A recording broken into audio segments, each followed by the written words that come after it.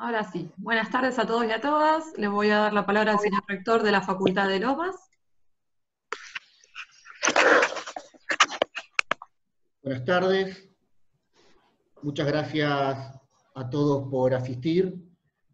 Vemos que hay muchísimos participantes. Nos, nos llena de orgullo de poder realizar actividades que generen realmente tanta participación.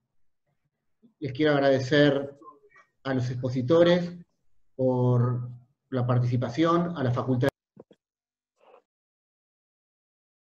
Diego, se cerró el micrófono. Disculpa. Ahí estamos. Sí, les pido por Ahora favor que bien. mantengan el micrófono cerrado, porque están abriendo varias personas y se está complicando. Disculpa. ¿Se escuchó algo hasta ahora o empiezo de nuevo? No, sí se escuchó. Perfecto, se silencia. Son problemas tecnológicos que nos vamos acostumbrando. Ya va a llegar la modernidad y vamos a saber cómo funcionar mejor.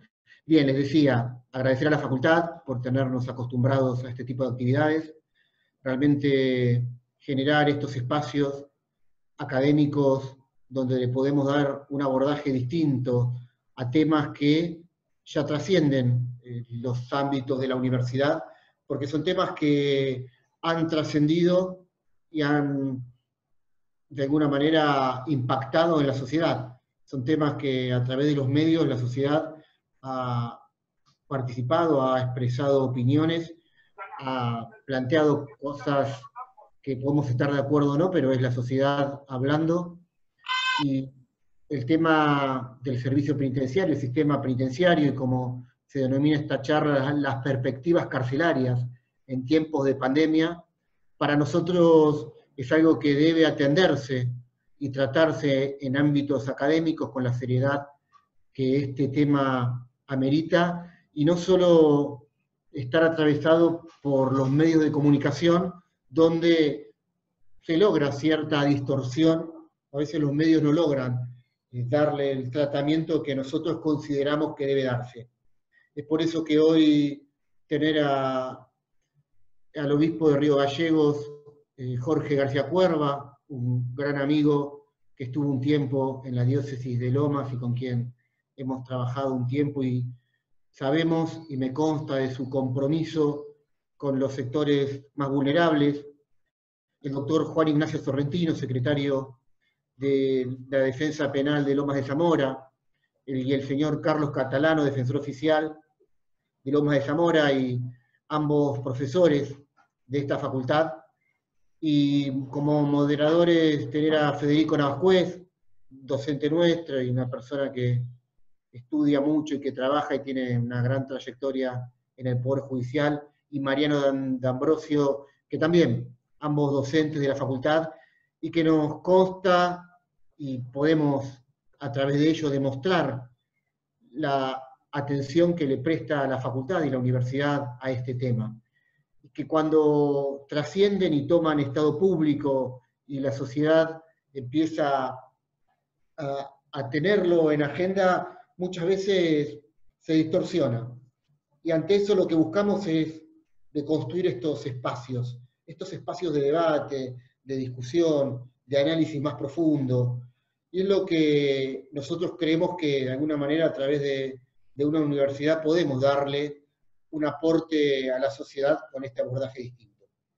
Les agradezco que quieran participar, que todos nos animemos a hablar de este tema.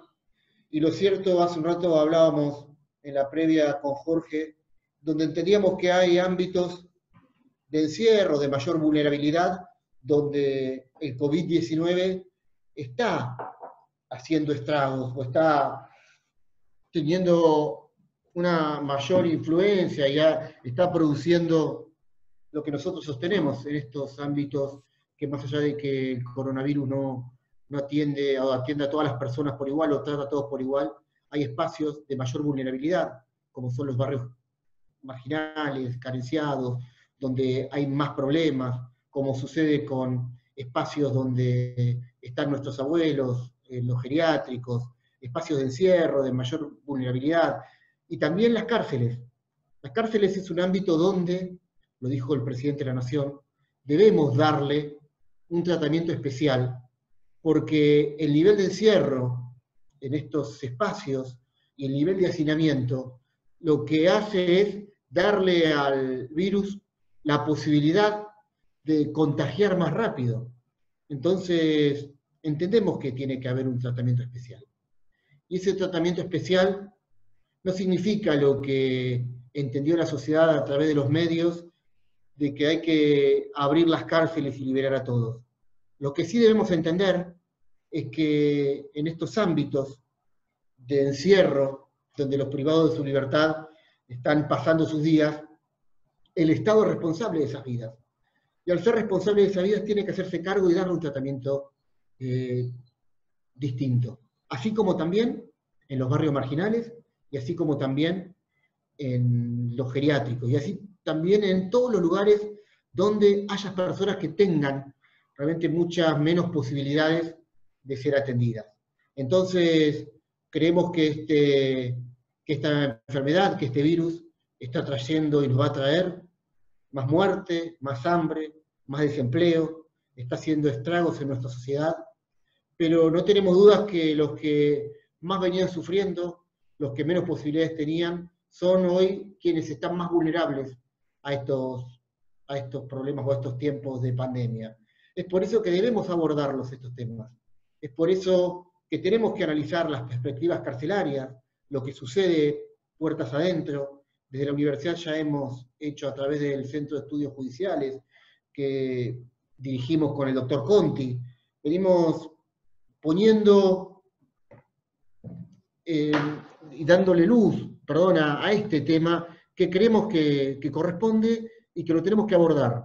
Y que más allá de que la sociedad, muchas veces con razón, vea de mala manera que nos ocupemos de las personas privadas de su libertad, nosotros entendemos que son estos ámbitos donde debemos priorizar la vida. Y hoy está muy en el tapete esta discusión, ¿no?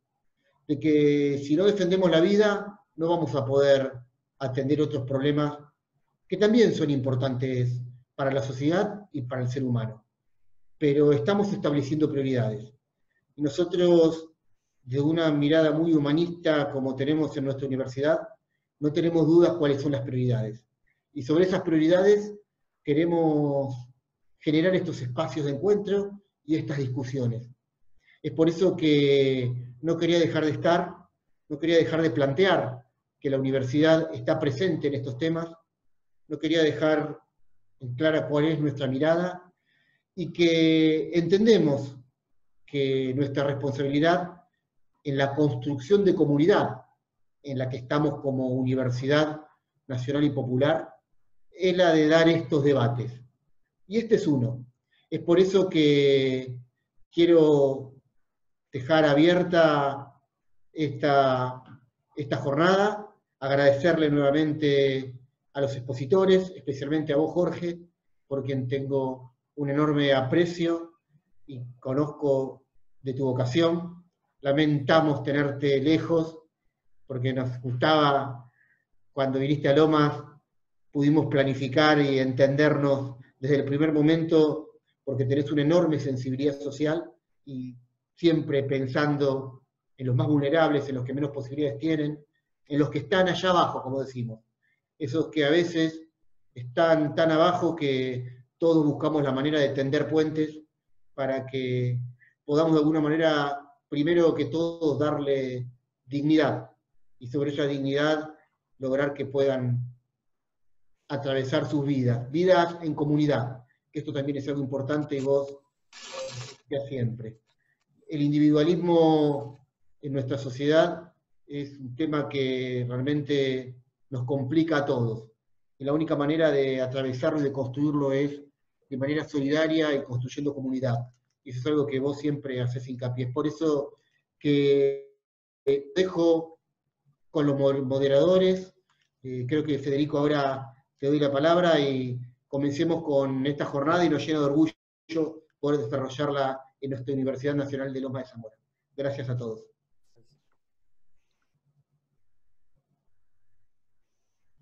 Hola, hola. Mariano arranca ahora. Mariano, Mariano, arranca vos. presentación. Mariano Sí, D'Ambrosio. ahí va. Bueno, buenas tardes a todos y todas. Voy a tratar de ser cortito yo, así los dejo a ellos, que son los que saben para hablar de esto. Yo quería contar más o menos solamente cómo surgió la idea de esta charla. Nosotros hace 5 años ya que en la facultad tenemos un seminario de discusión y debate y lectura sobre temas criminológicos y derecho penal, cuestiones vinculadas con estos temas, que ha ido creciendo un montón. Al principio éramos solo exalumnos, ahora hay muchos de esos que formaban parte de esa primera camada que ya se han recibido y siguen viniendo, y la verdad que es un espacio extraordinariamente interesante, porque a partir de ahí no solo ha ido creciendo, sino que hemos ido generando investigaciones con la Secretaría de Investigación, hemos escrito algunas cosas, y avanzó con cada vez más gente y con cada vez más entusiasmo. Eso a mí me llena de alegría, la verdad.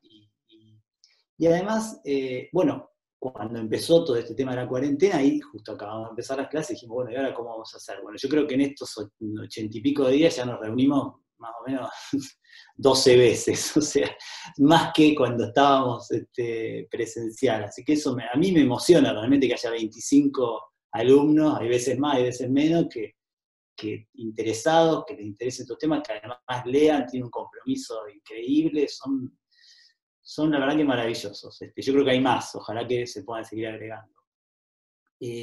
Bueno, entre otras cosas, en una de las reuniones esas, hace como un mes, cuando surge este tema, me llaman desesperado, porque se empiezan a pelear con todo el mundo, por los chats, por internet, etcétera, que, bueno, la barbaridad que están diciendo. Yo debo ser la última persona que no tiene Facebook ni nada de eso, así que me lo tienen que contar ellos. Y bueno, ahí empezamos una discusión muy interesante sobre estos temas, incluso escribieron algunos de ellos individualmente y escribimos una cosa entre todos, colectiva, que fue una puesta en común para poner nuestra posición sobre esto. Y ahí se nos ocurrió poder discutirlo, porque nos llamaba la atención que haya en este ámbito, digamos, que se repitan todo el tiempo esos mismos discursos de los medios, esos mismos discursos que son tremendos, y en este caso han sido muy tremendos.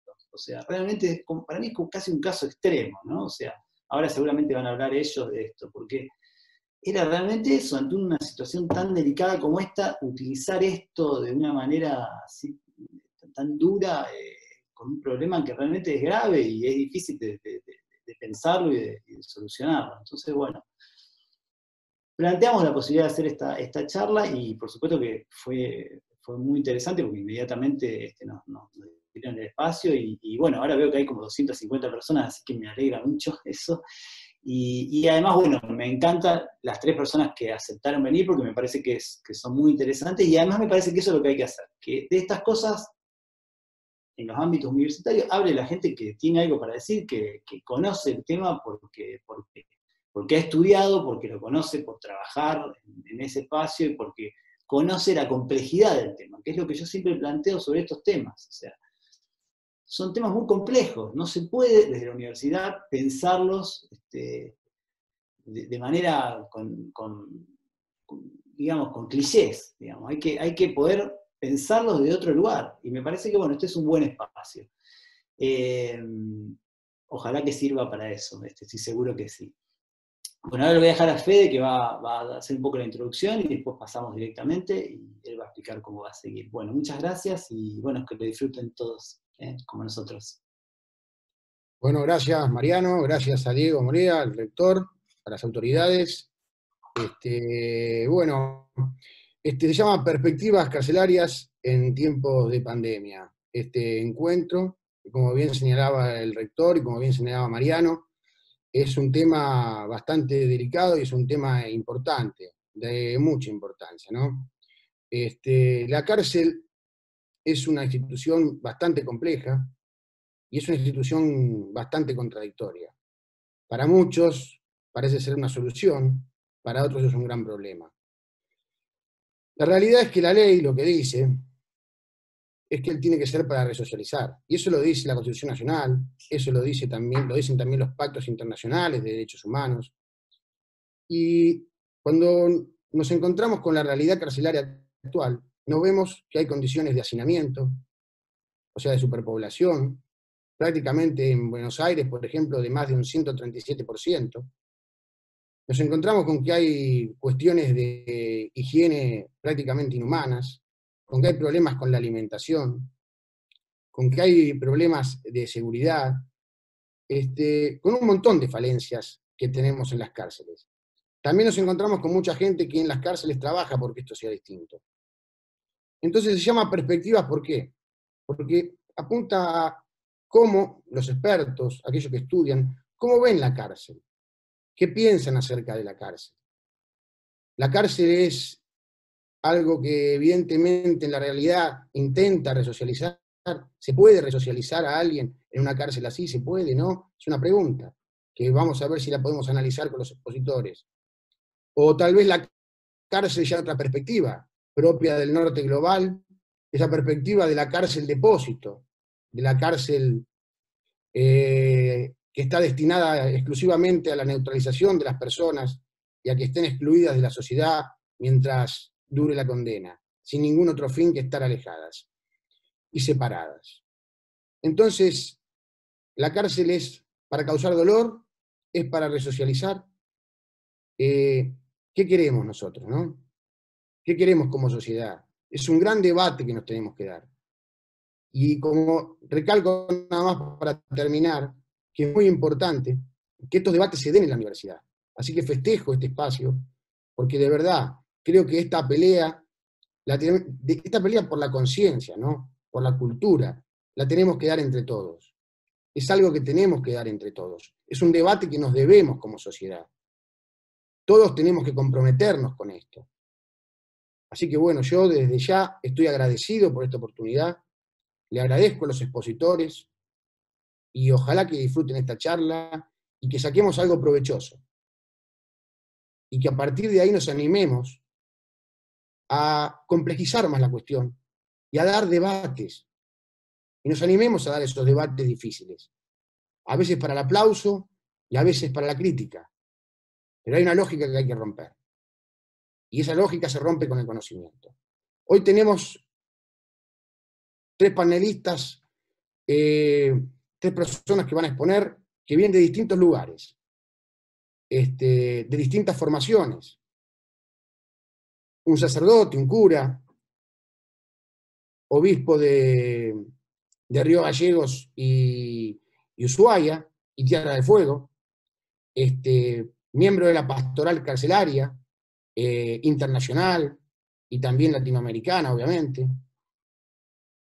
con un gran compromiso en barrios populares y un gran trabajo durante muchos años en cárceles, que nos va a contar su experiencia seguramente y cuál es el análisis que realice un análisis en los términos que le proponemos, a ver si podemos extraer alguna conclusión buena. Después tenemos 2 abogados, Juan Ignacio Sorrentino, magíster en Derecho Penal y director del proyecto Nuestros Derechos en Contexto de Encierro, que se dicta en la unidad 40 de Lomas de Zamora, también es funcionario del Poder Judicial y un gran estudioso de estos temas. Y finalmente tenemos a Carlos Catalano, que es defensor oficial en Lomas de Zamora, docente de esta casa de estudios, también estudioso de esta realidad carcelaria. Así que, como primera medida, le vamos a dar la palabra a Jorge García Cuerva, y al final aclaro una cosita para no olvidarme. Cuando terminen las exposiciones, vamos a tener unos minutos, un tiempo, para para hacer preguntas. Las preguntas las vamos a escribir en el chat que ustedes tienen abajo, y nosotros vamos, con Mariano D'Ambrosio, vamos a ir leyendo las preguntas. Lo que les pedimos es que, si quieren hacer la pregunta a un expositor en particular, pongan a quién va dirigida la pregunta y cuál es la pregunta. Entonces nosotros ahí le leemos la pregunta a el expositor indicado. En el caso de que la pregunta sea general, nosotros vamos a proceder a leer la pregunta y el expositor que se preste a responderla, bueno, va a tener el placer de hacerlo. Así que bueno, sin ya hacerlos perder más tiempo, Gracias a todos por estar acá, de verdad me pone muy contento, sinceramente, esta participación. Me enorgullece mucho que este problema de verdad se nos haga carne y ojalá podamos sacar análisis productivos de esta charla y nos animemos a debatir sobre estos temas. Muchas gracias a la universidad, muchas gracias al rector, muchas gracias a la secretaria académica que está ahí, a Mónica del Bene, muchas gracias a los 3 expositores y a Roberto Conti, que nos ha dado una mano terrible también. Muchísimas gracias. Bueno, le cedo la palabra a Jorge García Cuerda. Buenas tardes a todos y a todas. Una alegría como ver tanta gente que se está interesando por este tema. Yo soy sacerdote, soy abogado también, una combinación rara. Fui siempre sacerdote en villas y barrios populares del conurbano bonaerense y trabajé en la cárcel bonaerense también durante 20 años. Les voy a compartir desde mi experiencia la reflexión que voy haciendo. Y quisiera comenzar con un ejemplo muy concreto, porque a mí siempre me marcaron mucho algunas experiencias que uno va teniendo en los barrios en los que vive o en la misma cárcel. En la capilla de una de las parroquias en la que estuve, teníamos una orquesta de música clásica con los chicos del barrio, lo que se llama en general las orquestas populares, convencidos que cada uno de los pibes puede sacar lo mejor de sí mismo, y entonces también la música es un buen camino para esto. Y de repente llegó uno de los chicos que va al comedor, un pibe que tenía un montón de problemas con las adicciones y con la delincuencia, que se llamaba Martín. Y Martín se asomó a la capilla porque escuchó la música, y se quedó un rato escuchando, y en un momento Martín miró la pared de la capilla y dice: cura, hay una mancha de humedad en la pared. Y entonces le digo: sí, ¿y? Dice: no, dice, yo quiero que la pintes, porque el día que me muera quiero que me veles acá. Nosotros siempre, cuando moría un pibe en el barrio, lo velábamos en la capilla. Y entonces Martín estaba fantaseando con su propia muerte teniendo 17 años. Y le volví a preguntar por qué pensaba en eso, y me dijo: ¿no te diste cuenta? Cuando te morís y te están velando, todos te están mirando. Era como que Martín empezaba a entender que era la única y primera vez en que lo iban a mirar y que iba a ser el centro de un montón de otras personas que lo iban a acompañar en su velorio. En realidad, Martín lo que sufría era ser un anónimo, ser uno de los nadie, como decía Eduardo Galeano. Y en realidad el problema de Martín era que en la escuela era un chico problema, en el barrio era el drogón, el incorregible, y de alguna manera en él lo que yo siempre planteo es una cadena de conflictos que tuvo en toda la vida, pero que una cadena de conflictos que fue con su familia, con el barrio, con las instituciones educativas, con la parroquia del barrio, con su grupo de amigos.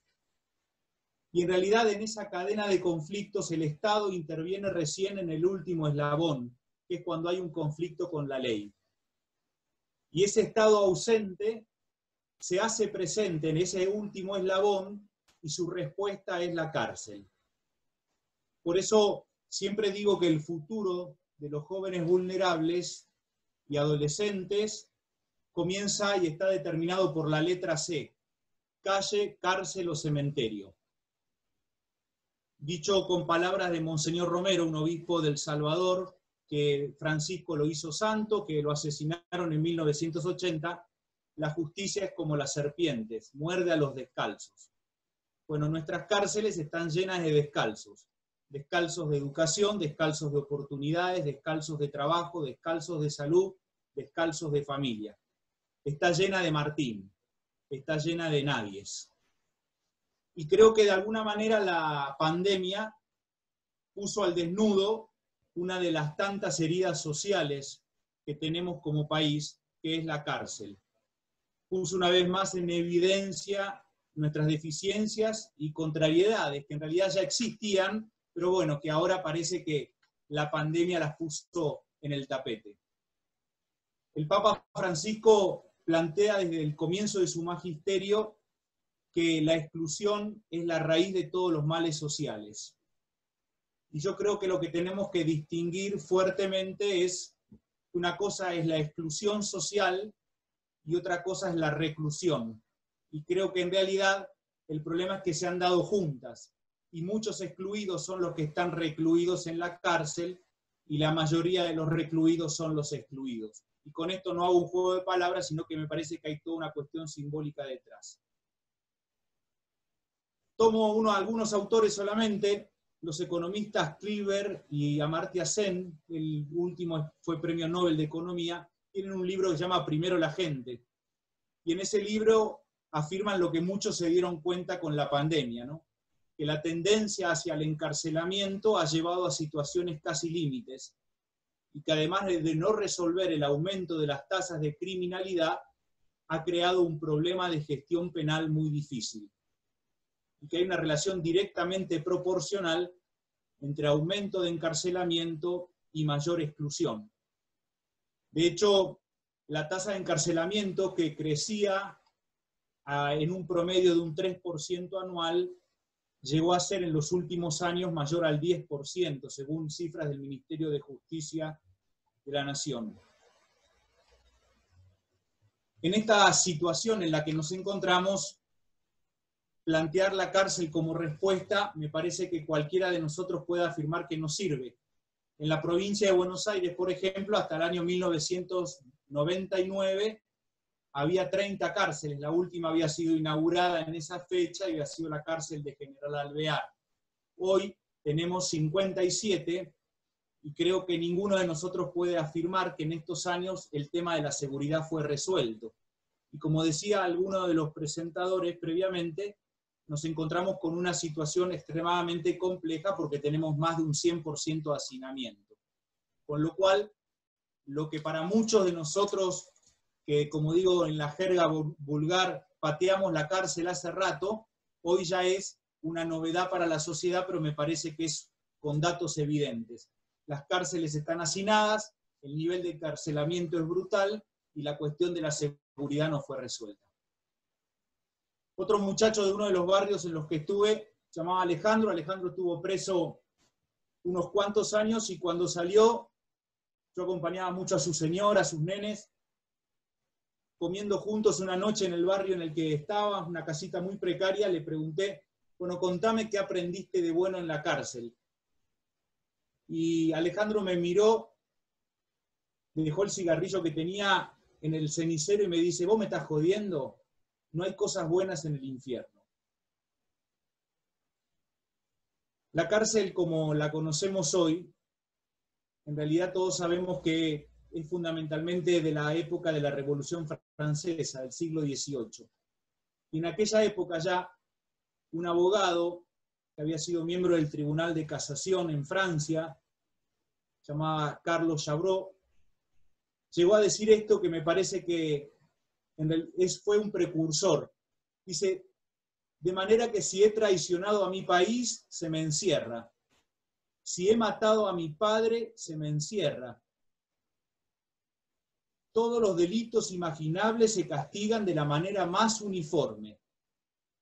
Me parece estar viendo a un médico que para todos los males tiene el mismo remedio. Y creo que ese es el gran problema, que en la fantasía de encerrar el mal hemos generado un sistema que por otro lado es el mismo remedio para todas las enfermedades. Si tomásemos que los delitos son enfermedades, bueno, la única diferencia es la dosis que recibe cada uno. Y por otro lado, todos sabemos que nos encontramos con delitos ligados a algunas patologías que requieren de tratamientos o por lo menos de algunas propuestas distintas. También ha sido en este tiempo debate la cuestión de qué hacer con los que están acusados o condenados por abusos sexuales.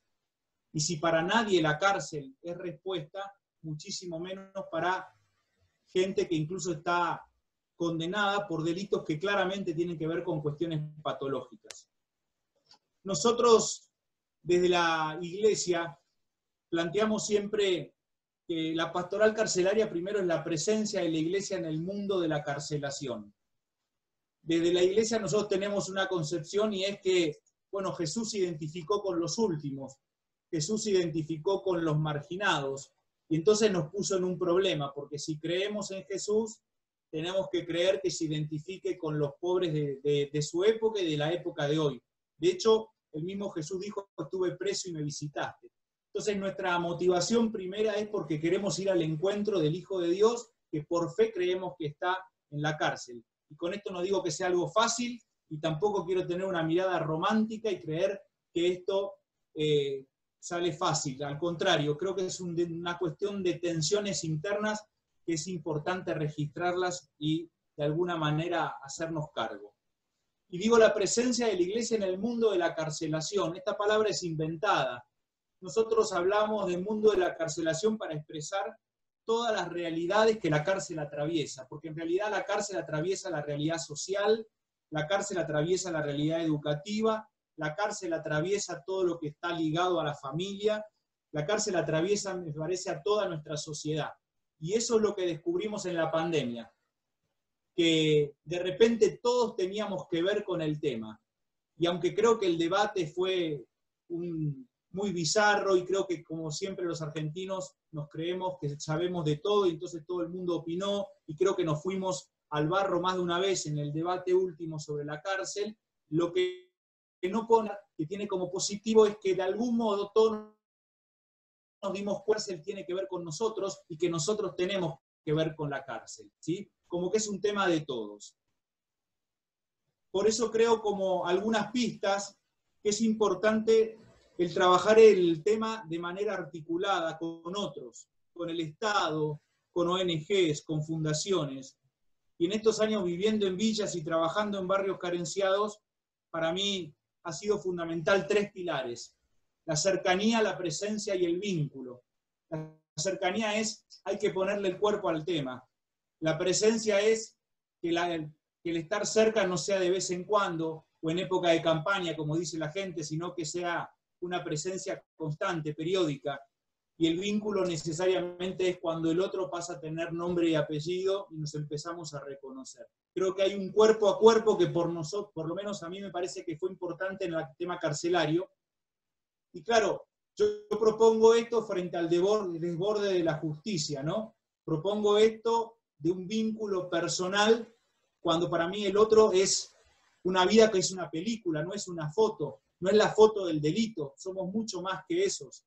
Y por eso me parece que también es importante el acceder desde la propia vulnerabilidad. A mí me impresiona cada vez que el Papa Francisco va a una cárcel y siempre se presenta de la misma manera.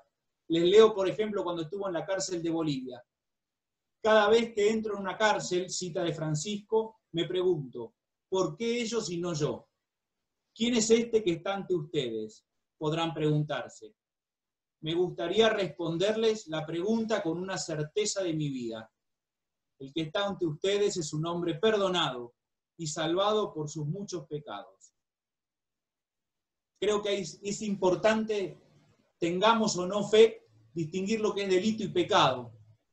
El delito, todos sabemos, es una acción típica, antijurídica, culpable. La diferencia con el pecado es que en realidad el pecado todavía no está tipificado en el código, pero en realidad son faltas del mismo modo que los delitos. Y creo que muchos de nosotros estamos afuera porque cometemos pecados que todavía no están tipificados. Yo le decía a la señora de mi barrio, el día que el chusmerío esté en el código, ustedes van todas en cana. Y creo que eso del delito y del pecado está bueno que lo pensemos, porque entonces cuando accedamos a esta problemática nos vamos a sentir como un poco más cerca del otro porque nos conectamos desde la propia vulnerabilidad. Creo que es importante, y voy terminando, animarnos a decir no sé en este tema como en otros tantos.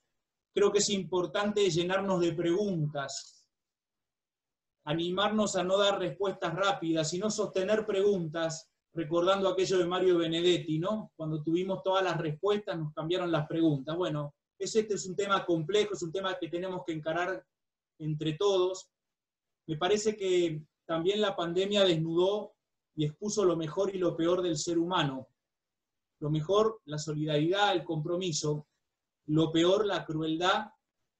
Y digo la crueldad porque me ha impresionado tener que discutir si quienes estaban presos eran seres humanos o no. Por eso creo que ha sacado lo peor de nosotros, del mismo modo que la pandemia terminó atacando a los sectores más vulnerables. Nuestros abuelos, nuestros viejos en los geriátricos, nuestros hermanos más pobres de las villas y los presos. Curiosamente, 3 contextos de encierro. El tema es de todos, es un problema de todos, esto lo dijimos los obispos en un documento ahora en abril pasado.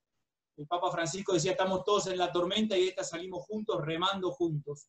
Bueno, creo que el remar juntos significa también tener profesionales de primera en las cárceles, cosa que no tenemos. Significa seguir trabajando el 1 a 1. Significa el seguir proponiendo cosas creativas, chiquitas, a las que hay que cuidar de algo que es sistémico, que es la cuestión carcelaria, sin que nos agarre otro virus aparte del de la pandemia, que es el de la prisionización, que es el de creer que las cárceles andan bien porque algunas están un poco más limpias que otras, o porque en algunas hay un poco más de talleres o de deporte. Cuidado, en sí mismo el sistema es perverso y me parece que nos destruye. Termino. Hace algunos años, la Iglesia en América Latina nos planteamos que el sueño de Dios es un mundo sin cárceles. Nos acusaron de abolicionistas, y no era esa la idea, sino que la idea era que cuanto más equitativa sea nuestra sociedad, seguramente menos cárceles va a haber. Y de hecho la prueba es que aquellos países, fundamentalmente los escandinavos, tienen menos cárceles. Debe ser que están un poquito mejor que nosotros. Creo que todos, donde estemos, tenemos que ser puentes entre el afuera y el adentro. Dirían los tejedores, una puntada hacia adentro, una puntada hacia afuera, y generar un tejido social más equitativo. Y asumir que somos caballeros derrotados de una causa invencible. Lo digo siempre, a mí en la experiencia carcelaria, no sé si tuve muchos éxitos, casi diría que ninguno, pero lo que estoy convencido es que la causa de creer en un mundo más justo y más equitativo vale la pena. Termino con una frase una estrofa de una poesía de Mario Benedetti, porque creo que quizás muchos de nosotros ya tenemos la vida un poco cocinada, pero a mí lo que me parte el alma es que la cárcel se siga llenando de los descalzos, de los nadie, de los Martín, como decía al comienzo. ¿Qué les queda por probar a los jóvenes en este mundo de consumo y humo? Vértigo, asaltos, discotecas. También les queda discutir con Dios, tanto si existe como si no existe. Tender manos que ayudan, abrir puertas entre el corazón propio y el ajeno. Y sobre todo les queda hacer futuro, a pesar de los ruines del pasado y los sabios granujas del presente. Muchas gracias.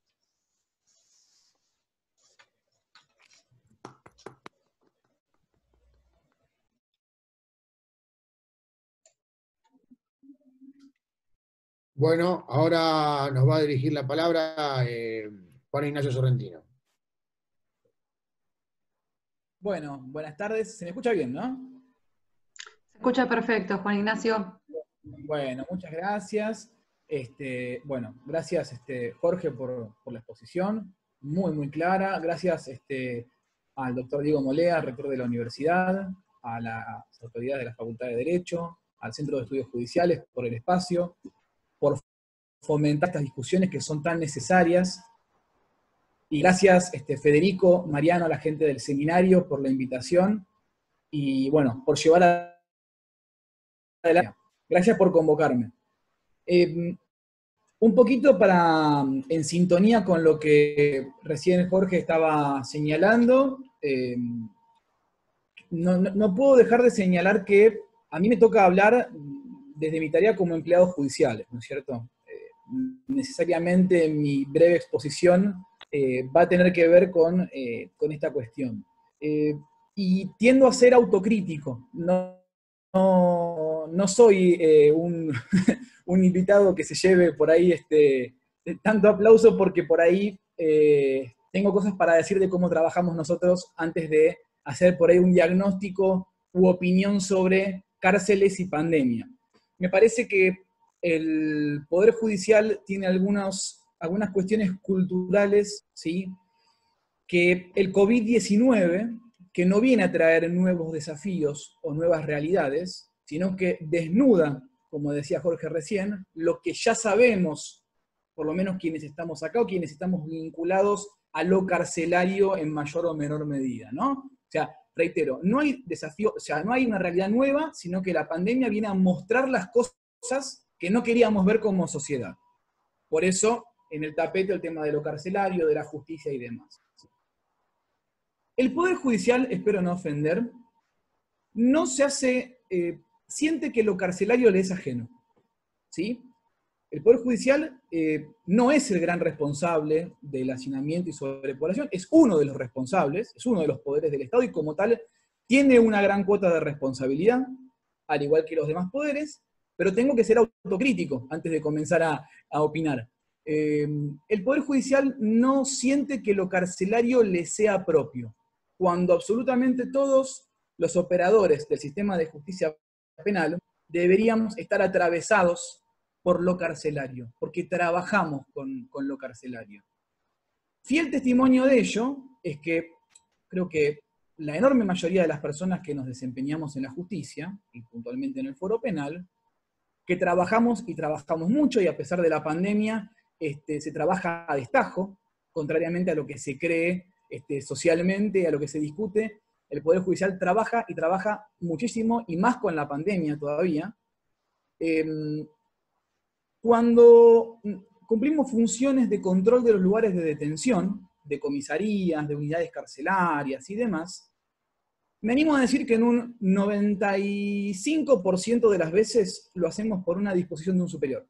O sea, todas las personas, y me refiero sin distinción de jerarquías o de la posición que ocupan, Ministerio Público, órganos jurisdiccionales y demás, los operadores del sistema judicial, cuando cumplimos con alguna visita a algún lugar de detención, lo hacemos porque nos manda alguien.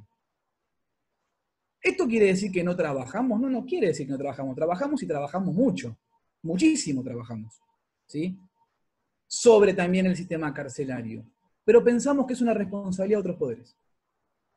Tenemos como instalada esta idea de que si intervenimos en el marco de alguna acción de habeas corpus, resolvemos algo en relación a los lugares de detención, estamos restableciendo derechos o corrigiendo situaciones o poniendo parches por las falencias de otros poderes. Por supuesto que hay falencias que tienen que ver con falta de recursos, con cosas que otros poderes deberían tener en cuenta. Pero también deberíamos tener en cuenta nosotros cuál es nuestra cuota de responsabilidad en cuanto universal a la totalidad de un proceso, el hecho de cuáles son las condiciones actuales de detención, ¿sí? Las medidas cautelares, los requerimientos de pena, las mensuraciones de pena, las imposiciones de pena, las concesiones de beneficios. Todo debe estar atravesado por un cabal conocimiento. ¿Se entiende? Uno no puede valorar en abstracto a dónde va a mandar a alguien. ¿Se entiende? Recién Jorge decía, Alejandro me dice, nada bueno se puede sacar del infierno. Entonces, no es lo mismo mensurar tiempo en un lugar con herramientas tratamentales que mensurar tiempo en el infierno. Por lo menos ese factor necesariamente los operadores lo tenemos que tener. Ahora, esto quiere decir, ¿qué le pasa a este muchacho? ¿Que viene a decir que tenemos que empezar a liberar gente? No estoy diciendo, en absoluto. No lo dije ni lo diría, no quiere decir eso. No quiere decir eso. Sí quiere decir que tenemos que empezar a considerar que nos está superando y sobre todo con mucha más visibilidad el tema del hacinamiento, ¿sí? Y que una herramienta necesaria es tener en cuenta lo carcelario como parte de nuestro cotidiano. Insisto, es un problema cultural que tenemos los sociales. No es algo de que no trabajamos o no cumplimos con lo que se nos... No, sí, cumplimos y trabajamos muchísimo. La mayoría veo muchas caras del Poder Judicial y sé del compromiso que tenemos. Entonces, no pasa por falta de compromiso. No estamos vinculados y no sentimos lo carcelario como algo propio. Dicho esto, y no me extiendo mucho más, paso a lo siguiente. ¿Por qué? Y me abro las preguntas después y críticas y comentarios, no hay problema. ¿Por qué creo yo la convocatoria sobre cárcel y COVID-19 o cárcel y pandemia? Como les decía, la pandemia viene a desnudar y viene a mostrar la realidad tal cual la conocíamos quienes estamos vinculados a la cárcel, ¿sí? Entonces, tenemos que empezar a nivel social a dar discusiones que a mí en otro momento me hubieran parecido innecesarias, inútiles, ¿sí? Por ejemplo, explicar que con la cárcel y la pandemia pasa lo mismo que con el geriátrico y la pandemia. Y pasa lo mismo que con la escuela y la pandemia. Con todos los lugares de grandes aglomeraciones de personas, pasa lo mismo en relación a la pandemia. Y uno tiene que explicar a nivel social, bueno, pero las personas que están en la cárcel hicieron algo grave. Y uno tiene que defender el trabajo del Poder Judicial, otra gran falencia que no sabemos comunicar, sobre la que tenemos que trabajar mucho, y explicar, número uno, que dentro de la población carcelaria, tanto de la provincia como de todo el país, tenemos un enorme porcentaje de personas respecto de las cuales no sabemos si hicieron algo o no hicieron algo, porque siguen bajo proceso, bajo cautela. Entonces, eso en primer lugar. ¿Hicieron algo? Bueno, están en la cárcel, hicieron algo. No sabemos si hicieron algo. Y si hicieron algo, y por más que hayan hecho algo grave, la única restricción que se impone con una pena es la de la libertad ambulatoria, no otra restricción. Yo no puedo negarle una cama de terapia intensiva a un preso. ¿Qué? Porque está preso, no le puedo dar una cama de terapia intensiva. Y acá empiezan los riesgos. El COVID-19 en las cárceles trae riesgos que le son intrínsecos y riesgos que le son extrínsecos, que vienen de afuera, están vinculados. Como riesgos intrínsecos puedo señalar dos. El primero, la población carcelaria, como sabrán, es en gran cantidad inmunodeprimida, es una población de gente, muchos de edad avanzada, gente con un montón de patologías de base que ya de por sí no reciben los cuidados necesarios, ¿sí? De modo tal que tiene una enorme población en grupo de riesgo, enorme, ¿sí? Y además el contagio interno carcelario, ¿sí? La eventual llegada de COVID-19 a las cárceles, ¿sí? Implica el contagio de agentes penitenciarios, de agentes policiales, de agentes judiciales que concurren a hacer controles a los centros de detención, motivo por el cual esto excede a la población carcelaria. Pero además de todo eso, un contagio en un lugar carcelario implica la salida masiva de presos para ocupar camas de terapia intensiva, lo que colabora con el colapso del sistema general de salud. ¿Se dan cuenta por qué la cárcel es un problema de todos, como decía Jorge recién? En un sentido o en otro terminamos todos vinculados a lo carcelario. No solamente por un tema de seguridad, sino por un tema de salud pública, que es lo que se debe priorizar actualmente. Entonces, como yo les decía, están estos riesgos. Luego, el riesgo para aquel preso que padece una patología que por ahí puede no tener la gravedad de una persona en grupo de riesgo que se contagie de COVID-19, pero que requiera atención médica. Y quienes estamos vinculados a lo carcelario sabemos cuántas ambulancias hay por complejo penitenciario o por unidad carcelaria. Si es que hay ambulancias. Esto se encamina a un colapso absoluto. Absoluto. De modo tal que, como les decía, hay riesgos que son propios de lo carcelario y riesgos que son externos, porque en definitiva terminaría esto a un colapso del sistema de salud. Me voy a lo que mencioné al principio. ¿Trae una nueva realidad? No, no la trae. Creo yo que trae desafíos. Trae desafíos, porque esto tornó, como les decía, visible el tema de hacinamiento. ¿Cuáles son los desafíos que tiene el Poder Judicial de lo que yo creo que corresponde hablar, por lo menos desde mi lugar? ¿Cuáles son los desafíos que tiene? Salir automáticamente de la situación de pandemia, o digamos que poner alguna válvula de escape, ¿sí? Para aliviar la situación de hacinamiento y garantizar la atención de todas las personas en grupos de riesgo, para mí es imposible actualmente. O sea, habiendo llegado con tal superpoblación al COVID-19, el Poder Judicial no va a tener de ninguna manera herramientas para solucionar, por lo menos en forma total o en gran parte, el problema del COVID-19. ¿Por qué? Porque, como sabrán quienes son abogadas y abogados, recientemente la Suprema Corte de Justicia estableció que es cada juez de cada causa el que tiene que hacer una evaluación para determinar si las medidas cautelares deben ser revisadas o dadas de baja o no, o sobre los condenados con sentencia firme, si corresponde o no otorgarles una prisión domiciliaria. Entonces, desde el momento en que el Poder Judicial tiene en cabeza de cada uno de los magistrados la decisión sobre cada persona que está detenida, ¿sí? Y no digo que no sea correcta, la solución es técnicamente correcta de la Suprema Corte. Es correcto porque así funciona. Son los jueces naturales de la causa y tienen una independencia de criterio, o sea que no está mal, está bien eso. El problema es que llegamos con la superpoblación, que sí es responsabilidad de todos los poderes, incluso del judicial, de los 3 poderes, ¿sí? De los 4, porque ante los medios tenemos que defendernos de una forma importante. Pero entonces, vuelvo, soy pesimista con el diagnóstico. No se puede salir como si nada de la pandemia, por lo menos solamente de parte del Poder Judicial. Se me ocurren soluciones más rápidas con la ayuda de otros poderes. Se me ocurren. Ahora, sí pienso en qué desafíos tiene el Poder Judicial. El Poder Judicial necesariamente está empezando a advertir que en la cárcel el Estado ha tenido que suspender todos los dispositivos tratamentales. De los pocos que había disponibles, porque estamos con superpoblación, de los pocos que había disponibles, el Estado tuvo que renunciar a la reinserción social. ¿Se entiende? O sea, así como estamos nosotros desde nuestras casas, algunos con más comodidad, otros con menos comodidades, y tuvimos que renunciar al derecho de circular, salvo excepciones, respecto de la población carcelaria, el Estado está renunciando a la finalidad reinsertiva. Vuelvo a decir, no digo que esté bien o esté mal en contexto de pandemia. Lo que digo es que esa renuncia del Estado a la finalidad reinsertiva no se la podemos achacar al preso.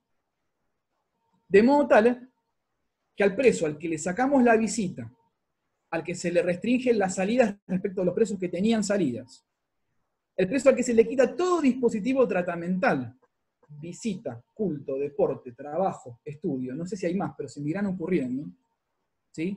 Probablemente tenga cambios conductuales importantísimos. Y el Poder Judicial no puede hacer oídos sordos a que esta renuncia del Estado a la reinserción social no le es achacable al preso, lo vuelvo a decir. Entonces, la misión es cómo valoran los magistrados estas situaciones que se empiezan a dar. O sea, la imposibilidad de acompañar, de tratar, de que se realicen informes actualizados, ¿sí? O con personal mínimo, si es que se pueden hacer. ¿Cómo se valoran las fluctuaciones de conducta al momento de decidir cómo descomprimimos el sistema carcelario? ¿Quién puede salir? ¿Quién se puede ir a la casa? ¿Quién no se puede ir a la casa? ¿Sí? Todo esto bajo el siguiente prisma. Yo vuelvo a decir, yo no pienso que la cárcel no sirva. Yo creo que la cárcel sí sirve, pero soy un poco utópico. La cárcel no sirve en estas condiciones. La cárcel sirve respetando cupos carcelarios. El cupo carcelario no es, te pongo una cucheta arriba, entonces donde entraba uno entran 2, listo, hay un cupo doble.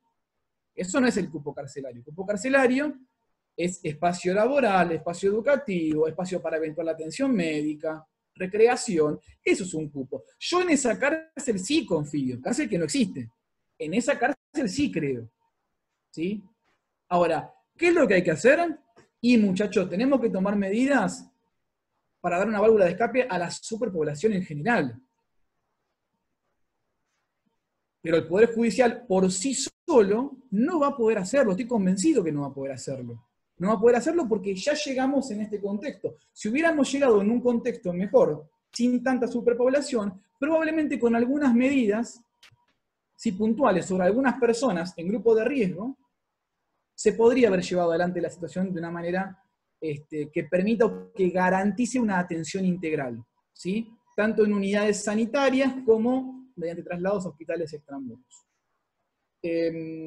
La verdad es que cuando termine me voy a dar cuenta que me quedaron un montón de cosas por decir, pero me parece que me pidieron que hable 15 minutos y estoy ya sobre el horario, creo que estoy un poquito pasado. Así que, bueno, pido disculpas si me excedí y les agradezco por su atención y me abro las preguntas. Gracias.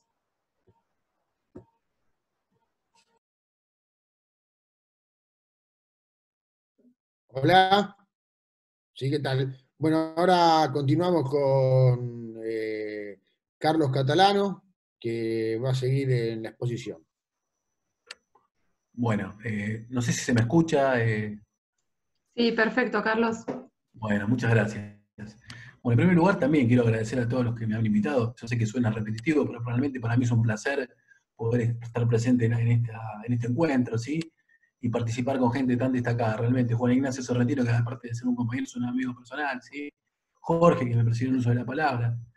Bueno, Federico, Mariano, y bueno, la persona del decano también, y las autoridades de la facultad. O sea que estoy realmente... Y me parece que es muy importante este encuentro. Lo primero que quiero resaltar, ¿sí? ¿Qué sensación me produjo a mí? Más allá que no es una cuestión autobiográfica, ¿sí? Cuando fui convocado a este importante evento, ¿sí? Una sensación primero de malestar, incomodidad, ¿sí? No, por supuesto, por las personas que integran este espacio tan grato, ¿no? Porque el tema en sí, creo que eh, y ya como estudiante en la facultad, ¿no? Cuando hablábamos de la cárcel, hablamos como un espacio de no derecho, ¿sí? Y esto no es nuevo, ¿sí? Carrara hablaba el derecho penal como una ciencia abyecta, ¿sí? Porque implicaba aplicar dolor, ¿sí? Este concepto fue retomado más tarde por otros criminólogos, no es cuestión acá de citar personas, ¿sí? Pero para ver la verdadera incomodidad como una actitud casi epistemológica, ¿sí? De esta situación de malestar, ¿sí? Máximo Pavarino hablaba ulteriormente, ¿sí? De la mala conciencia del buen criminólogo, concepto que va a retomar Zaffaroni cuando hablaba de la mala conciencia del buen penalista, ¿sí? Me parece que es una actitud, me parece que nos previene, o nos debería prevenir, ¿sí? O precavernos, frente a dos actitudes que uno tiene cuando enfrenta la cárcel, ¿sí? Una actitud nihilista de pesimismo, ¿sí? Que tiene que ver con esta realidad, ¿no? Que no es este tiempo, ¿sí? Ya, si Carrara decía eso en su Italia, es porque la realidad carcelaria o quienes terminaban tras las rejas eran los mismos que ahora, ¿sí? Lo mismo, digamos, no es que se modificó demasiado ese escenario, ¿sí? Y en ese sentido, ¿sí? Nos previene de otro mal, que es eso, que es el legalismo ingenuo, ¿sí? Políticamente correcto, ¿sí? Reitero, pero que es absolutamente ineficaz e inidóneo para alcanzar algún tipo de solución, ¿sí?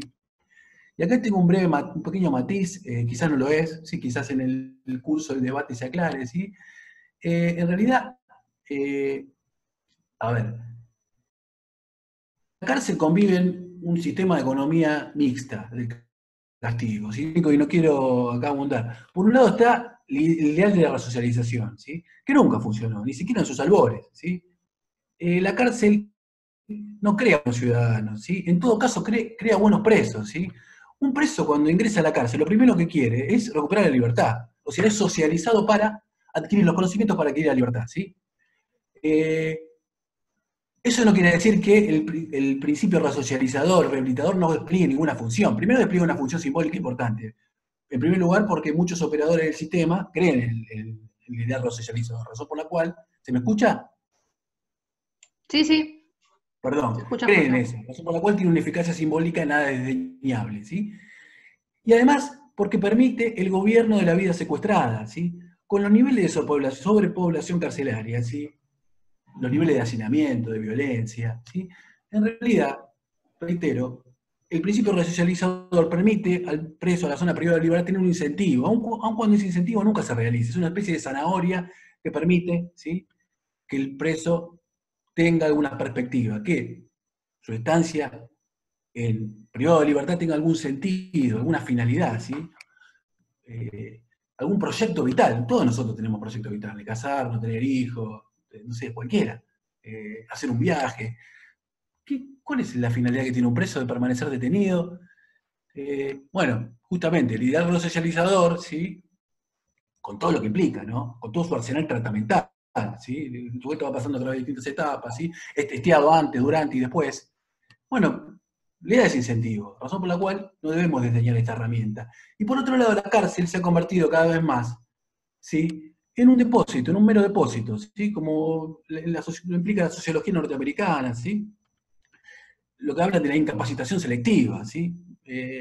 Si en el pasado la reincidencia era un fracaso del sistema, que era un fracaso del principio resocializador, en la actualidad, ¿sí?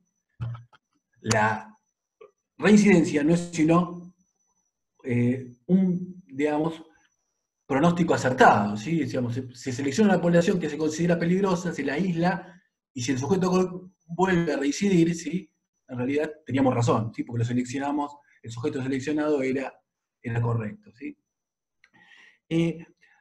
Ahora, yendo al punto, ¿sí? Y dejando de lado todas estas especulaciones, ¿sí? Y lucubraciones, existe un nexo inescindible entre, reitero, si hablamos de la pandemia, ¿sí? Como bien explicó Juan Ignacio, como bien explicaba Jorge, la superpoblación carcelaria, ¿sí?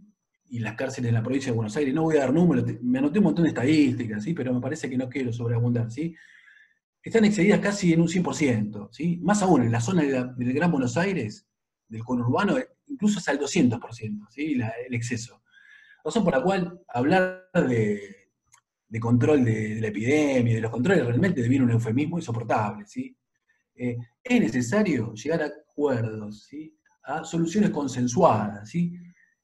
Donde todos los actores que participan de esta comedia o de este drama, por así decirlo, encuentren puntos de encuentro, ¿sí? Y eso incluye, ¿sí? A los jueces, ¿sí? Incluye a los abogados, a los defensores oficiales, a los colegios de abogados, ¿sí? Incluye al propio poder político, ¿sí? Como sabía que tenía esta charla, ¿sí? Hice una breve recorrida por los juzgados de ejecución de Lomas de Zamora, ¿sí? Y la defensoría, que tengo incontables amigos y muchos compañeros, ¿no? Y les pregunté y me fijé, digamos, a ver, aproximadamente cada defensoría tiene 1000 presos, un poco más, ¿sí? Y le digo, che, perdón por el tono coloquial, ¿sí? ¿Cuánto de todas esas 1000 personas que tenés ahí son, discúlpeme la expresión, pero no intenta ser peyorativa, ¿sí? ¿Cuántos de esas 1000 personas serían largables? Y aproximadamente 200 personas. 200, sí, el 20% razonablemente podrían ser dejados en libertad. Personas que le falta pocos meses para terminar su pena, ¿sí? Personas que tienen delitos graves, pero por la índole del delito no los excarcelan, ¿sí? Personas que tienen buena conducta, etcétera, pero el informe criminológico dice que en realidad no asumió el delito que cometió, o no recibe visitas, ¿sí? O carece de figura paterna, etcétera, ese tipo ¿sí? de apreciaciones. O, en muchos casos, los jueces, ¿sí? ¿Qué hacen? Está todo positivo, el informe es excelente, la conducta, el concepto, etcétera. No, pido la causa principal. Digamos, Juan Ignacio, que acá está presente, no me dejará mentir, ¿no? Es una práctica dilatoria, ¿sí? Con lo cual eso torna cada vez más, reitero, enlentece todo el sistema de resolución. Me parece importante en este punto, ¿sí? Tener conciencia de lo siguiente.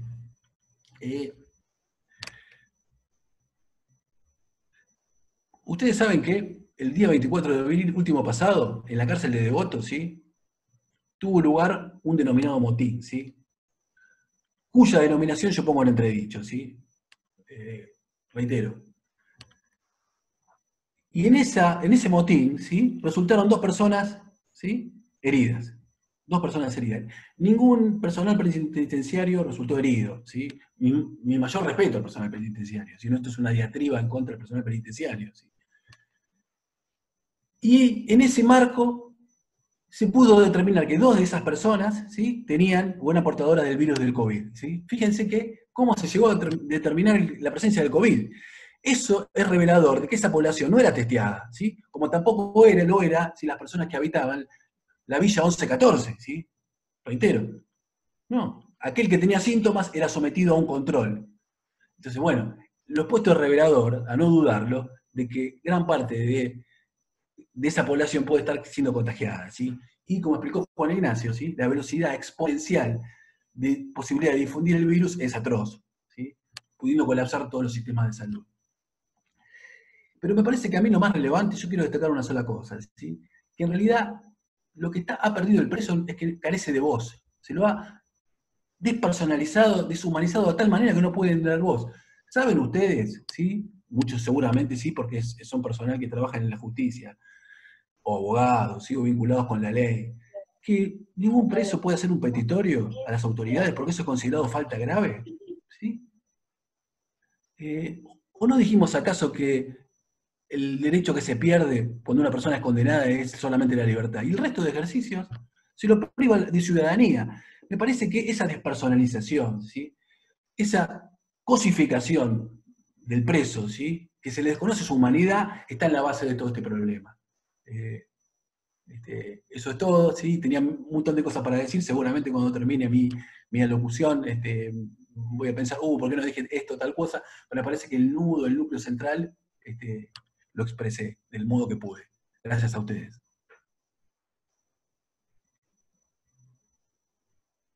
Bueno, buenas. Bien, Carlos. No sé si quiere Juan, Jorge, Carlos, ¿quieren hacer alguna mención acerca de la exposición de alguno de sus compañeros? ¿Quiere plantear algo nuevo, así rápido, antes de abrir a las preguntas? ¿O está bien y abrimos a las preguntas directamente? ¿Abrimos a las preguntas? Sí. Muy bien. Acá tengo una pregunta para Carlos Catalano. Pregunta Jorge López. La pregunta es si debemos seguir diciendo que el preso debe resocializarse como si la sociedad fuera lo normal. ¿No estamos empleando una falsa etiqueta desde hace siglos? Bueno, la resocialización es inviable, ¿sí? Desde mi punto de vista, tanto ética como empíricamente, ¿sí? No es posible enseñar a vivir en libertad a alguien privándolo de ella. Lo que debemos tender a hacer es que reducir los niveles de vulnerabilidad que el encierro y el deterioro produce. ¿Sí? La resocialización fracasó no solamente acá en Suecia, en todos lados, ¿sí? En China, porque no es posible hacer eso. Razón por la cual entiendo eso. Ahora, afirmar eso no implica que no quiero llevar tiempo a mis compañeros que la resocialización, esto es un dato de la realidad, no es que sea algo auspiciable, no desempeñe ningún tipo de función, desempeña una función simbólica y práctica importante en el gobierno de la vida secuestrada.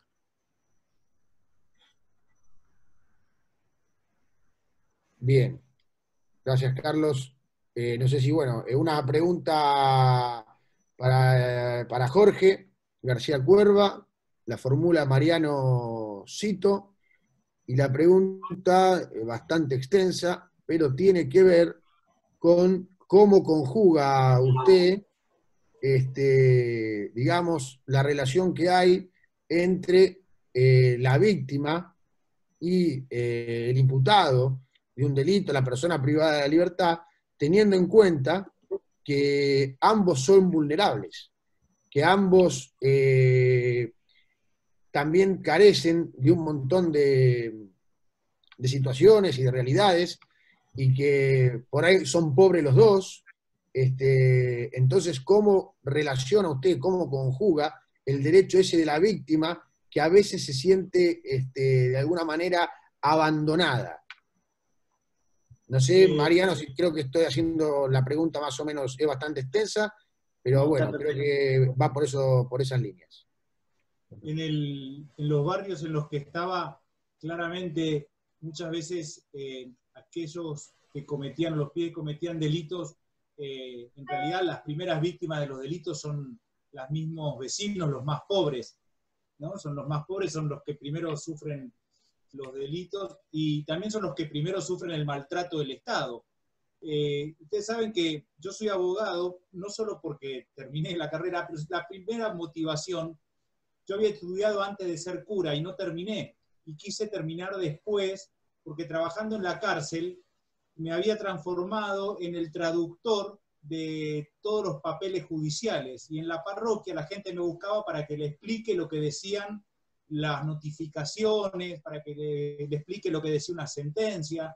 Entonces yo digo, el Estado ya es maltratador desde el momento que habla un idioma que la gente no entiende. Y eso para la víctima y para el victimario. Entonces digo, coincido, los dos son vulnerables, los dos son víctimas, los dos sufren toda esta situación. Digo, y para aquellos que trabajan en la justicia, vieron que el sistema está preparado de tal modo que si hay alguien que cometió un delito y hay alguien que fue la víctima de ese delito, se va generando cada vez mayor separación entre las partes.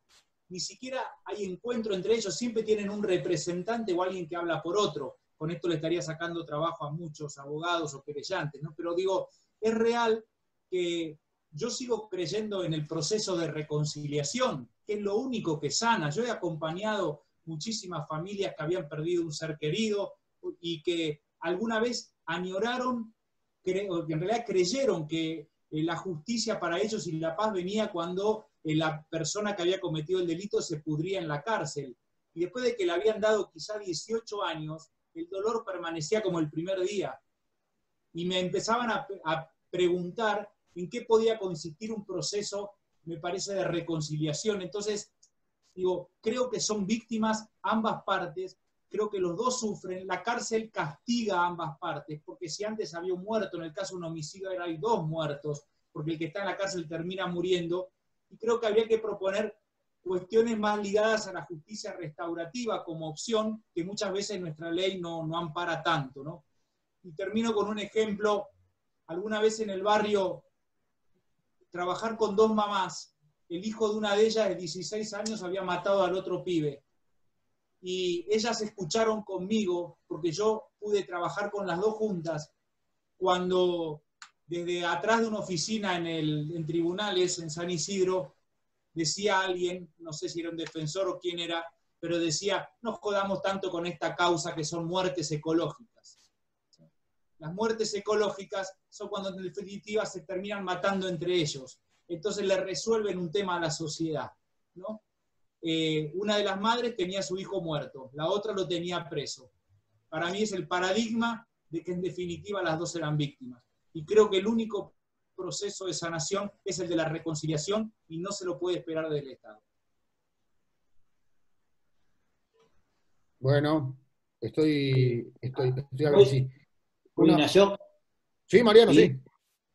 Que son medio extensas estas, por eso. Bueno, una es para Juan Ignacio, que bueno, ¿cuáles serían las medidas que usted propone? Y si querés junto con esta, o para los 3, o para vos, si querés. Si no hubiera sobrepoblación, ¿habría masivamente? Pregunta Si querés, bueno, vamos por partes. Respondo primero primero lo primero. Bien. ¿Qué propongo yo? ¿Cuál es la solución que se me ocurre a mí? A ver, como yo dije recién en mi exposición, no vislumbro soluciones de parte del Poder Judicial inmediatas para el tema del COVID-19. ¿Se me ocurren soluciones propias con la intervención de cada poder? Sí, te puedo mencionar más de una solución que se me ocurre. Poder Judicial, vamos a empezar. ¿Qué puede hacer el Poder Judicial? Como ya les dije, que lo carcelario empiece a atravesar todas las etapas del proceso y que al momento de discutir los años que va un tipo a la cárcel, se atraviese por la realidad carcelaria, no en abstracto solamente por la gravedad del hecho. Que está muy bien, es un parámetro que es sustancial. ¿Qué tan grave es un delito? Implica un parámetro claro para decir, esta persona va más o menos tiempo a la cárcel. Ahora, en estas condiciones, si no es cárcel y es infierno, necesariamente esta discusión tiene que estar atravesada por esto. Puntualmente, ¿qué puede hacer el Poder Judicial? Creo que el Poder Judicial tiene que empezar a plantearse la constitucionalidad de las leyes de ejecución penal, recientemente modificadas, la ley nacional y la ley provincial, en tanto restringen el acceso a beneficios liberatorios por delitos puntuales. Es un debate que tiene que empezar a dar abiertamente el Poder Judicial. O sea, el Poder Legislativo lo que está haciendo es, me hago cargo de lo que digo, desconocer un poco la progresividad. Nosotros somos una palabrita que llamamos progresividad. Progresividad quiere decir, empezamos bien encerraditos, nos vamos abriendo, y antes de cumplir la pena, tenemos un rato de libertad vigilada. Eso es progresividad. La progresividad tiene que tener un ámbito de libertad anticipada siempre, si no, no es progresividad. Y si no, por ende, no es constitucional. Entonces, ¿qué hacemos con estas leyes que restringen el acceso a beneficios? Ese desafío lo tiene el Poder Judicial. Empezar a preguntarse qué hacemos, porque desde hace varios años que seguimos con leyes de emergencia. Puedo mencionar, para hacerlo más reciente, paquete Bloomberg, leyes de flagrancia, que incrementan exponencialmente la población carcelaria, con menos garantías, y cuestiones que tienen que ver con sacar de los beneficios a personas por el delito. O sea, por ejemplo, actualmente, y lo junto con otra medida, actualmente No se pueden ir en libertad condicional las personas que consumen Paco y que venden Paco porque se quieren bancar el consumo. ¿Sí? Los trafiadictos actualmente no pueden pedir su libertad condicional. Y eso va de la mano con otra medida. Ustedes saben que hace algunos años, España y Argentina, ¿sí? ¿Me siguen? Tenían exactamente la misma población carcelaria. Hace algo así como 10 años atrás, España y Argentina tenían la misma población carcelaria. ¿Saben lo que tuvo que hacer España? Ojo, le puso el pecho y le bancó el costo político a esto.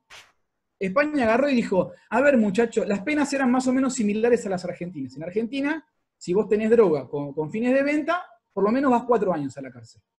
¿Sí? Son 4 a 15 años la pena. ¿España qué hizo? Le bajó el mínimo a 2. Bajó el mínimo. Entonces, ¿qué pasó? Permitía algunas condenas en suspenso. Si eran casos leves, si eran narcomenudeo, ¿sí? No hablamos de narcotraficantes a gran escala, sino de personas que se bancan el consumo, porque no se olviden que la composición de la población carcelaria, sobre todo de la provincia, a partir de la desfederalización, está compuesta enormemente por delitos contra la propiedad y por delitos vinculados a la tenencia de drogas. En su gran mayoría. ¿Sí? No estamos hablando de, lo digo como Doña Rosa, asesinos y violadores. ¿Sí? En su gran mayoría están estas personas en la cárcel. ¿Sí? Mamás embarazadas, con nenes, muchachos que consumían y que lo hacían para bancarse el consumo. Entonces, ¿qué propongo yo? Al otro legislativo, empezar a ver esta composición y empezar a ver qué hacemos. ¿Sí? Reducir ese mínimo.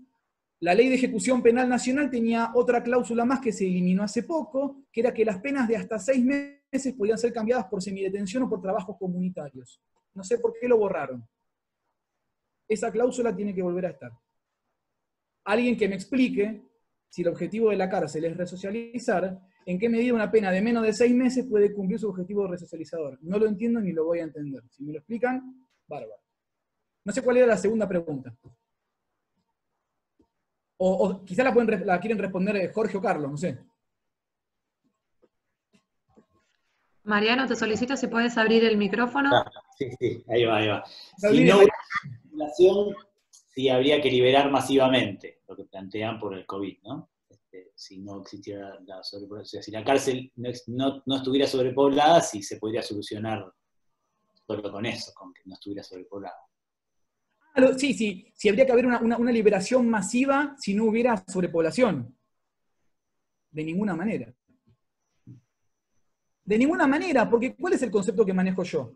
Si no hay, a ver, para que no haya sobrepoblación, tiene que haber un cupo carcelario respetado. Pero cupo carcelario, ¿sí? No es yo tengo, no sé, la cárcel de Alvear, ¿sí? Con 3.000 plazas, entonces a cada plaza arriba le meto otra cama más. Bueno, listo, ahora han 3.000 más. Eso no es el cupo carcelario, que donde entran 4, van 15, como hay 15 lugares, a ver, no es eso. ¿Sí? Hoy el preso se tiene que turnar para dormir. Hoy se turnan para dormir directamente. Entonces, el cupo carcelario es cupo para acceder a todas las herramientas de tratamiento. En esas condiciones, y lugar para poder acceder a la atención médica que la persona necesite. Con recursos en esas condiciones no haría falta liberar a una persona que legalmente no corresponda a que se la libere. ¿Se entiende el razonamiento, más o menos?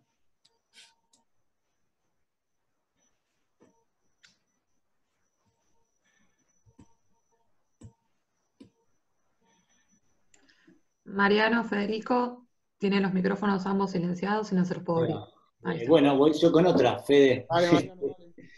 Acá pregunta para Carlos, ¿por qué no llamaría motín a lo sucedido en Devoto?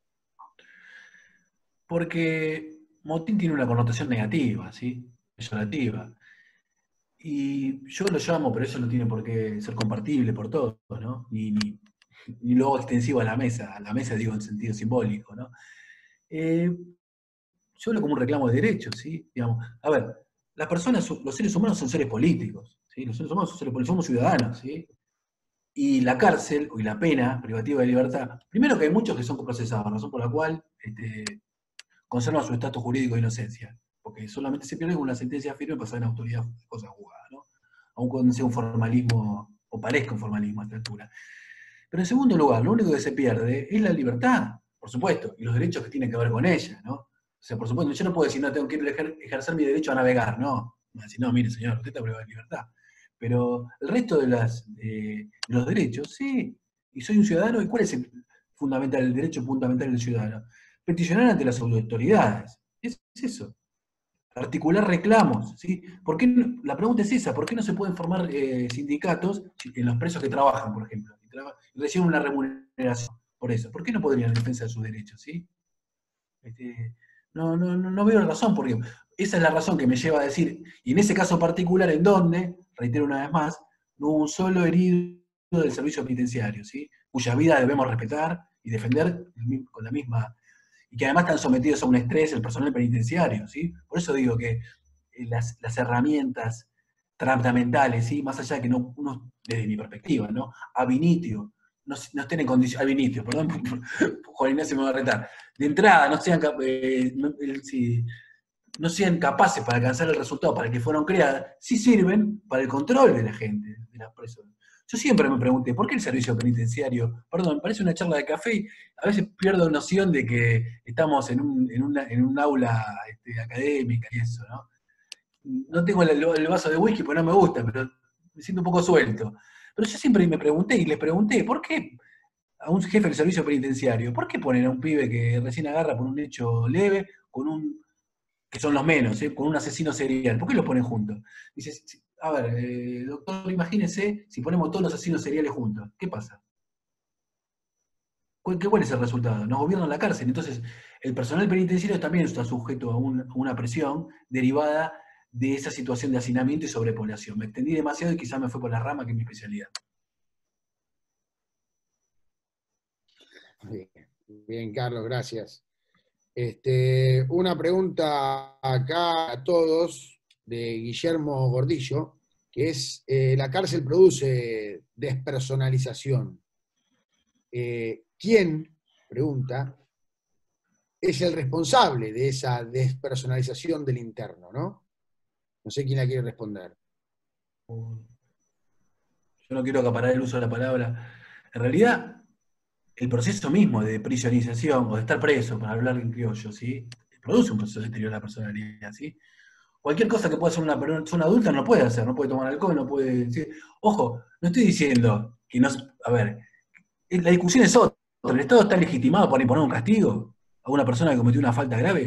Pareciera que sí. O pareciera que en el horizonte cultural, histórico, no disponemos de otras herramientas, ¿sí? No quiero caer en un abolicionismo ingenuo, no estoy diciendo eso. Pero esa situación de encierro produce un deterioro, ¿sí? De la personalidad, una despersonalización, claramente eso.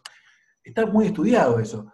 El preso cuando ingresa deja su ropa, hay rituales, hay un montón de textos, ¿sí? De eso, que producen las instituciones totales en la persona. Bueno, produce justamente eso, un proceso de despersonalización y de deterioro del estatus personal, digamos. Pero bueno. Bien. Tengo otra acá, Mariano. Dale.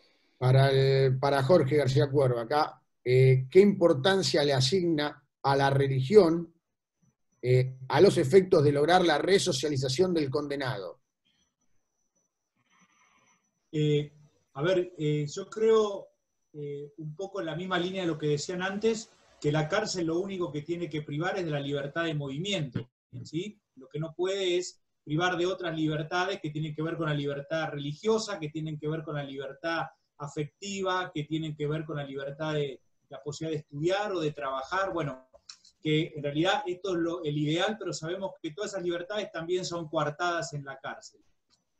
A ver, creo que somos mucho más que un ser vivo, sino que tenemos precisamente esto que tiene que ver con nuestro estado espiritual, que tiene que ver, algunos lo llamarán, con la razón.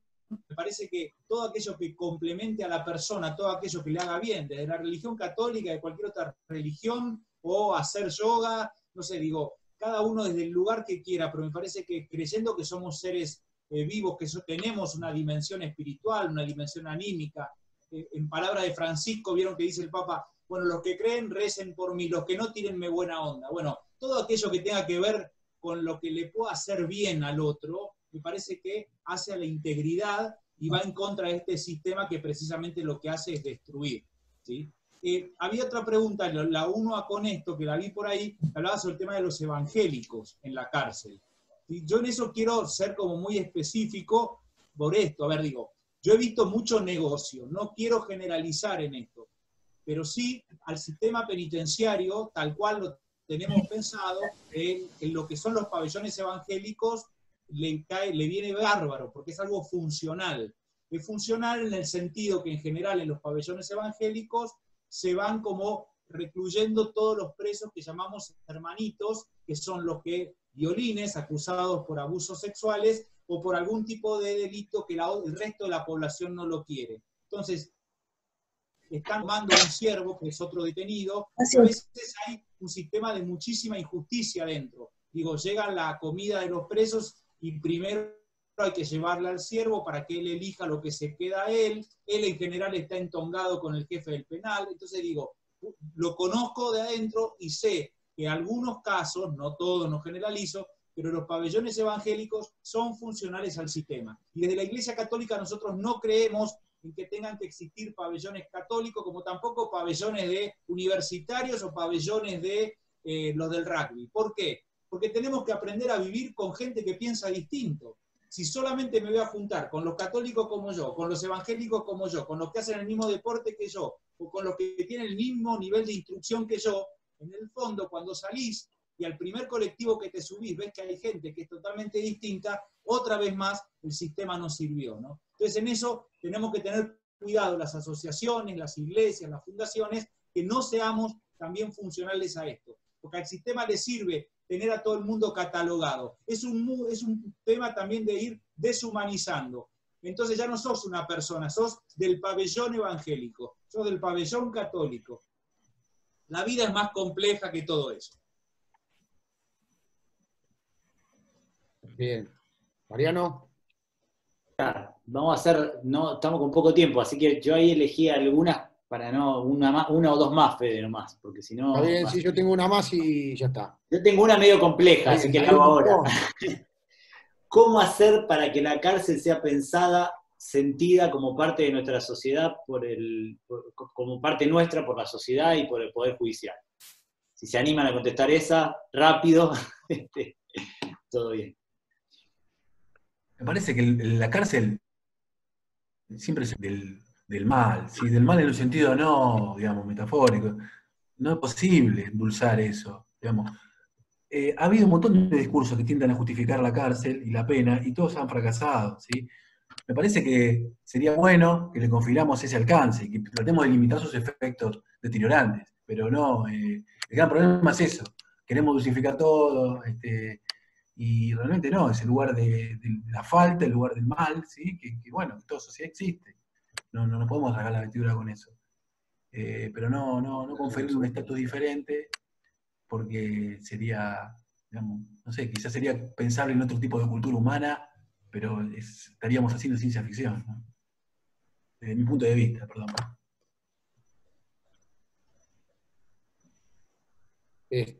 Mariano, tenemos 150 preguntas más o menos. Bueno, pero no tenemos dos, o máximo. No tenemos tanto tribuna que dice, teniendo en cuenta la realidad actual del esquema de reinserción, como así también la velocidad de los cambios en las relaciones y posibilidades de trabajo de las personas privadas de la libertad y la posibilidad de trazar alianzas estratégicas que le propendan a mejoras estructurales, ¿qué opinan acerca de los acuerdos público-privados en relación a las instituciones de encierro?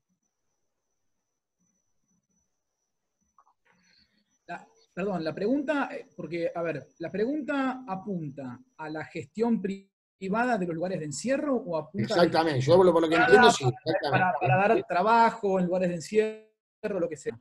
La releo. Teniendo en cuenta la realidad actual del esquema de reinserción, como así también la velocidad de los cambios en las relaciones y posibilidades de trabajo de las personas privadas de la libertad y la posibilidad de trazar alianzas estratégicas que propendan a mejorar estructuras, digamos, ¿qué opina acerca de los acuerdos público-privados en relación a las instituciones de encierro? Lo que interpreto es qué les parece acerca de lo privado, ¿no? La privatización en el marco de lo carcelario, lo privado en el ámbito de lo carcelario. ¿Cómo ven esa posibilidad?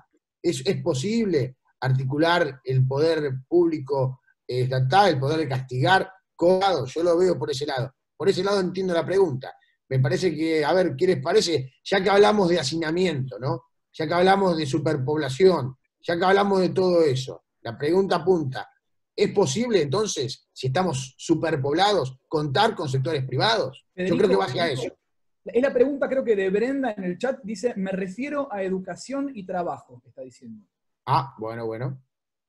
Yo mirá, me adelanto una cuestión. Si es educación y trabajo, estoy 100% de acuerdo con la intervención privada. 100% de acuerdo. De hecho,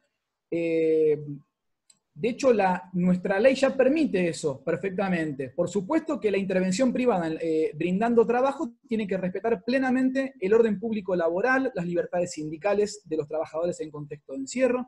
En la medida en que se respeten los derechos, manteniendo la situación como si fueran trabajadores en el medio libre, esto está clarísimo que la gestión privada, empresarial, en contexto de encierro, siempre garantizando en trabajo conjunto con el Estado, ¿no es cierto? Por ejemplo, con el ENCOPE a nivel nacional, lo que sea, es posible. Yo les recomiendo, hay una jurista que se llama Elsa Porta, se les recomiendo, tiene escrito un material de excelencia sobre estas cuestiones de la gestión privada del trabajo en contexto de encierro. Me parece una crack, se los recomiendo. Dejo el resto de la pregunta para los compañeros. Bueno, Mariano, o ya terminamos Yo creo que ya y hacemos el cierre. Hacemos el cierre. Hay un montón de preguntas, lo que pasa es que me Hay un dijeron montón, el tema es que tenemos que hacer una segunda edición. Sí. Tenemos que hacer una segunda edición, no van a alcanzar. Pero bueno, nos comprometemos a realizar seguramente una próxima edición, porque evidentemente hay muchas preguntas y no nos queremos perder tampoco el cierre de Roberto Conti, así que bueno, les agradecemos mucho y ahora cierra Roberto Conti la charla debate. Bueno, muchas gracias, Fede. Muy buena la actividad. Muchas gracias, Diego, siempre por el espacio. Fede, Mariano, Jorge, Juani, Moni, Ariadna también, que siempre están ahí atrás de todo, organizando todo.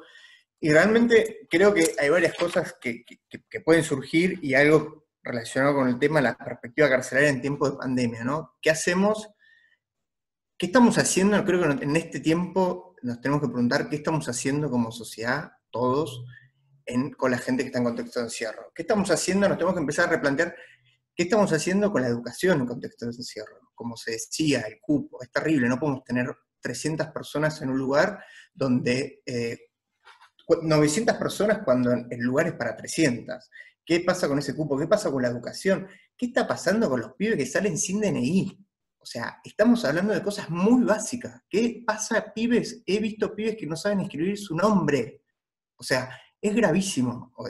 Creo que, si bien estamos laburando un montón, me encuentro cada vez que me meto en algún otro pabellón de otras unidades que cada vez las cosas más oscuras. Entonces, creo que es momento en este tiempo de pandemia que nos permita qué es lo que queremos para un futuro, ¿no?